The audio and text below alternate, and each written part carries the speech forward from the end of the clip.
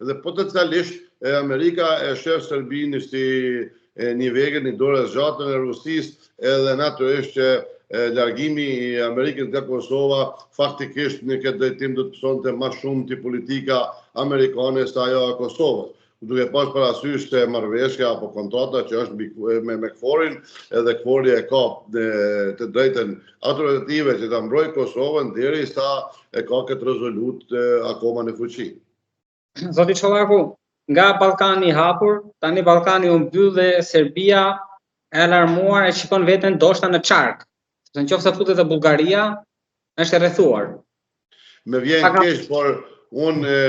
kam studiuar mirë Ballkanin e hapur. Unë kam pas gjithmonë jo frikë nga ekonomia, se nga ekonomia kanë të gjitha shtetet e dobi, po duke pas parasysh se qëndrueshmëria ekonomike e Serbisë, nga asime qëndrueshmërinë ekonomike shqiptare, maqedone, malazeze dhe kosovare në këtë drejtim, ka qenë një qike për përveçen i dyshim dhe skeptik. Arsyeja kryesore ka qenë se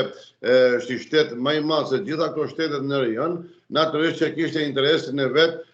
sepse do ta gëlltitni në një farë forme me ekonominë, sepse ekonomia serbe ishte më e avancuar se çdo ekonomi tonë në treg, edhe kjo do t'i konvenonte drejt për drejt Serbisë. Megjithatë ajo jep të mbetet në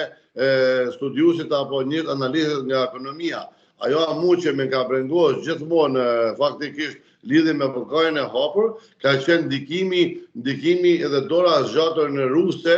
dhe kineze drejt për drejt me mjes Serbisë në këto shtetet tona, dhe kjo frikë jemja që në geopolitikën apo diplomacinë miqve tanë do të ishte një shikim këtë në diapazon të ndryshëm me ato që duhet ta ketë qasjen Kosova dhe Shqipëria, dhe me thonë gjithmonë duhet nga aleatet tonë, miqtë tonë të kërkojmë një farë forme, këshillet e tynëve se çfarë çysh duhet të veprojmë, sepse mos e harrojmë qëllimi kryesor i Serbisë ka qenë involvimi rus brenda territorit të Malit të Zi. Dhe ajo që ne dhe analistët tanë nuk jenë duke e parë nga afër, është pikërisht duke e referuar çfarë ashtu ndodh në Maqedoni. Në heshtje, faktikisht edhe pse problemet shumë të mëdha i ka Serbia për momente, siç e dini dhe vetë, e dini gjithë bota, se çfarë ashtu ndodh në Serbi, edhe pse po mendojnë serbët që akoma në sikur kohën e Miloševićit t'i parandalojnë gjitha mediat për treguar realitetin se çfarë lëvizje e re është brenda Serbisë, po ajo që është më të vërtet për t'i hapur syt është ajo që të ndodh në Maqedoni. Faktikisht është të ndodh një pushtim i heshtur nga Serbia dhe të Maqedonisë, duke qasur një qasje që partneritet në ekonomi, lidhje fuqiqi, lidhje e rrugëve dhe gjitha ato mjetëve komunikative që i ka Serbia duke i ndërmuar me Maqedonisë, po në këtë rast faktikisht Rusia është drejt për drejt e involvuar në këto qasje jo të mira për Evropën dhe për Ballkanin, sepse ndikimi rus ka mundësi që aty ku nuk ka gjetë vendin e vet të ndikon në pikërisht në Maqedoni. Dhe kjo duhet të shikohet. Po ato që duhet ta them edhe një informat që ndoshta për ju do të jetë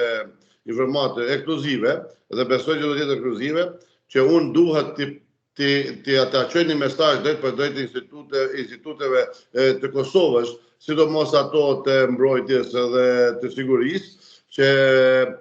kemi marrë një informacion shumë të çuditur